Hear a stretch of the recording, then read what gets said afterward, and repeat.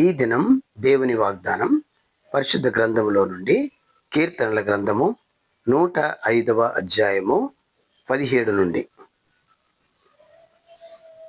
వారి కంటే ముందుగా ఆయన ఒకని పంపెను, యోసేపు దాసుడుగా అమ్మబడెను.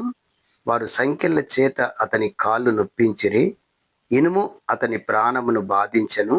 అతడు చెప్పిన సంగతి నెరవేరు వరకు యెహోవా వాక్కు అతనిని పరిశోధించుచుండెను.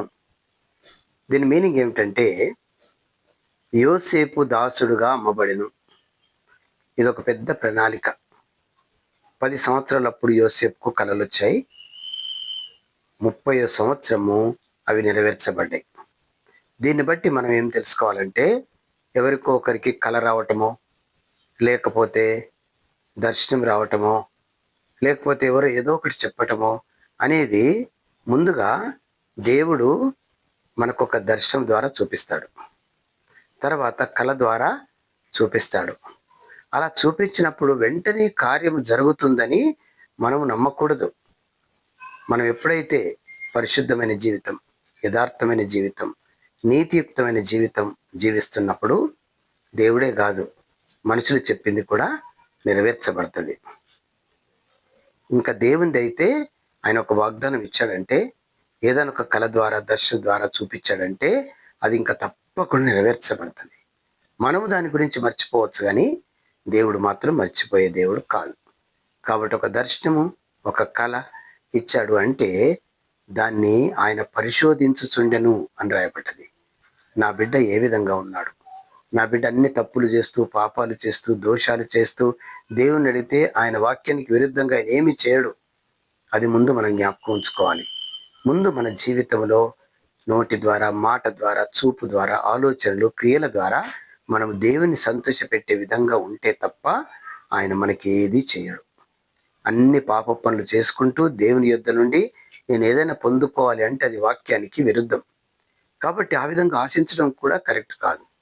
అంతెందుకు, ఒక ఎగ్జాంపుల్, మన యొక్క కంపెనీలో పనిచేసే మనము కరెక్ట్ టైంకి వెళ్ళం, టైం అయిపోకముందే బయటకు రావటం, అక్కడ ఉన్నప్పుడు కూడా అనాలోచితంగా ఆలోచించటము, క్రియలు చేయటం, అదంతా కూడా మన పెద్దవాళ్ళు, మేనేజర్స్ గమనిస్తుంటారని నీకు తెలియదా?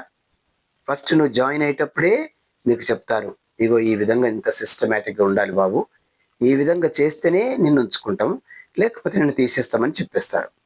అదేవిధంగా మన జీవితంలో నా పిల్లోనికి బాగలేదు, నా భార్యకు బాగలేదు అని ఏదో ఒక సాకులు చెప్తూ అటువంటి ఉద్యోగాలు చేయకూడదు.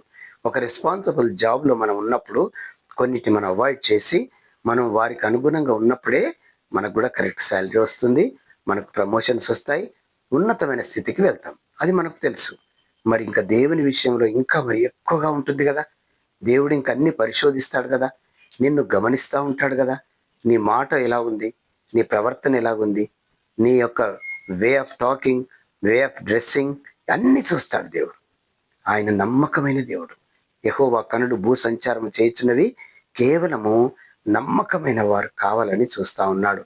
కానీ అవి చేసుకుంటూ, ఇవి చేసుకుంటూ, ఇష్టం ఉన్నట్టు మాట్లాడుతూ, నేను ప్రార్థన చేసిన, నేను ఇగో దశమ భాగం ఇచ్చిన, నేను దేవునికి 1000 ఇచ్చిన, నాకు దేవుడు ఎందుకు చేయడు అని అటువంటి వాటికి ఆస్కారము ఉండదు. దేవుని దగ్గర అటువంటి పాచికలు ఏమీ పారవు కూడా. ఎందుకంటే దేవుడు పరిశుద్ధుడు, దేవుడు యథార్థవంతుడు, దేవుడు నీతిమంతుడు. కాబట్టి నా బిడ్డలు కూడా అలాగా పరిశుద్ధత, నీతి, యథార్థత ఉండాలని ఆయన కోరుకుంటాడు. అలా కోరుకున్నట్టుగానే వారి బిడ్డలకు కూడా నువ్వు ఒక్క స్టెప్ వేస్తే దేవుడు 7 అడుగులు వేయించేటటువంటి దేవుడు మన దేవుడు. కాబట్టి మనం దేవుని పైన అపారమైనటువంటి విశ్వాసము ద్వారా అన్ని పొందుకోగలం. కానీ అన్ని నేను చేస్తూ, నా ఇష్టమైన చేస్తూ దేవుని యొద్ద నుండి అటువంటివి ఆశించకూడదని దీని యొక్క ముఖ్య ఉద్దేశం. కాబట్టి వారికంటే ముందుగా వారికి పెద్ద కరువు వస్తుందని తెలుసు. 14 సంవత్సరాల కరువు వస్తుందని తెలుసు. కాబట్టి ఆ కరువుకు ముందుగా ఈ యోసేపును బాలుడుగా 17 years ఉన్నప్పుడే అతన్ని అన్నయ్యలు కోపంతోని అమ్మివేస్తారు. ఎందుకొరకు అమ్మివేస్తారంటే 10 సంవత్సరాలప్పుడు ఇతనికి కళలు వచ్చాయి కదా, ఆ కళలన్నింటినీ కూడా అన్నయ్యలకు చెప్పి, తల్లిదండ్రులు సూర్య చంద్రులు అన్నట్టు 11 మంది అన్నయ్యలు నాకు సాగిలపడి నన్ను మొక్కుతున్నారు అన్నట్టుగా కళలు వస్తాయి. అవి ఉన్నట్టుగా అన్నయ్యలకు చెప్పేస్తాడు. సూర్య చంద్రులు అంటే అమ్మా నాన్నలు, వాళ్ళు కూడా నాకు కాళ్ళు మొక్కుతున్నారు అన్నట్టుగా ఆ కళలు వస్తే అవన్నీ చెప్పేసరికి అప్పటి నుంచి ఇతని మీద కోపము వారికి మొదలవుతుంది. మరి ఇప్పుడు పరిస్థితి వచ్చింది. అదే విధంగా ఆ పరిస్థితిని మరి ఇప్పుడు దేవుడిచ్చిన కళ అయితే మనం ఉండే విధానం బట్టి నెరవేర్చబడుతుందని ముందే మనం చెప్పుకున్నాం కదా. కాబట్టి ఆటోమేటిక్గా అతని కోపంతో చంపేయాలని చూశారు ఫస్ట్. తర్వాత వాళ్ళు ఒక ఇష్మాయిలీల వారికి అమ్మి వేశారు. 17 సంవత్సరాలప్పుడు అమ్మి వేస్తే అక్కడి నుంచి బానిసగా ఫరో రాజు దగ్గరికి వెళ్ళిపోయాడు. అక్కడ పోతిఫర్ దగ్గర చెయ్యని తప్పుకు ఆయన శిక్ష అనుభవించాల్సి వచ్చింది, జైల్లో ఉండాల్సి వచ్చింది. ఇవన్నీ కూడా జరుగుతున్నా కూడా అతని యొక్క విశ్వాసమును ఎవరూ ఆటంకపరచలేదు. కాబట్టి అటువంటి ఆటంకపరచనందుకు అతను పరిశుద్ధమైన జీవితం, యథార్థమైన జీవితం, నీతియుక్తమైన జీవితం జీవించాడు. అతని చెయ్యని తప్పుకు అతను జైల్లో వేయబడ్డాడు. అందుకొరకే ఇక్కడ యోసేపు దాసుడుగా అమ్మారు, వాళ్ళ అన్నయ్యలే అమ్మేశారు. వారు సంఖ్యల చేత అతని కాళ్ళు నొప్పించినట్టు జైల్లో బోండాలు వేసి జైల్లో పెట్టారు. ఇనుము అతని ప్రాణమును బాధించను.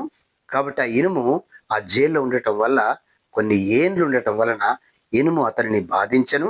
అతడు చెప్పిన సంగతి 10 సంవత్సరాలు వచ్చిన ఆ కళలన్నీ కూడా చెప్పినట్టుగా దేవుడు 30వ సంవత్సరంలో అతడు చెప్పిన సంగతి నెరవేరు వరకు యెహోవా వాక్కు అతనిని పరిశోధించుచుండెను. చూసారా? కాబట్టి దేవుడు మనం పరీక్షించినప్పుడు గులుగద్దు, సనగద్దు. ఆయన అనుచుటకును అనుభవం నేర్పుటకును ఆయన సమర్థుడు. కాబట్టి కొన్ని పరీక్షలు వచ్చినంత మాత్రాన దేవుడు నన్ను వదిలిపెట్టాడు, దేవుడు నాకేం చేయడు అనేటటువంటి నిర్ణయానికి మనం రాకూడదు. కాబట్టి దీని ద్వారా మనం తెలుసుకోవడం ఏంటంటే, ప్రతి ఒక్కరి జీవితంలో ఎత్తు, పొడుగు, దొడ్డు అన్నట్టుగా కాదు, కానీ అప్స్ అండ్ డౌన్స్ ఉంటాయి అన్నమాట. అటువంటి ఉన్నప్పుడు అక్కడ వచ్చినప్పుడు గులగటం, సనగటం, తర్వాత సంతోషపడటం అనేది ఉండకూడదు. ఇవన్నీ నాకు ఒక పరీక్ష అనుకొని దాన్ని అనుభవించినప్పుడు దేవుడు తప్పకుండా నీకు ఏదైతే కళ ఇచ్చాడో, ఏదైతే మరి ఆ దర్శనం ఇచ్చాడో దాన్ని నెరవేర్చడానికి ఆయన సిద్ధంగా ఉంటాడు. మనలో ఏ చిన్న లోపం ఉన్నా దేవుడి వాక్యానికి విరుద్ధంగా ఏమీ చేయడు. దేవుడి వాక్యం దీవించునుగాక. చిన్న ప్రార్థన చేసుకుందాం. ప్రేమ నమ్మకమైన తండ్రి, యోసేపు జీవితము మాకు మాదిరి, తర్వాత ఈ యేసుప్రభుల వారి జీవితం మాకు మాదిరి. ఆయనను మేము రోల్ మోడల్గా పెట్టుకొని మేమున్నప్పుడు మా పక్షమున మీరు యుద్ధము చేసి మాకు ఏవైతే కలలు దర్శనాలు ఇచ్చారో వాటిని నెరవేరుస్తారని యోసేపు జీవితం ద్వారా మేము తెలుసుకున్నాం. యేసు నామములో ప్రార్థించి వేడుకొనుచున్నాము తండ్రి. ఆమెన్.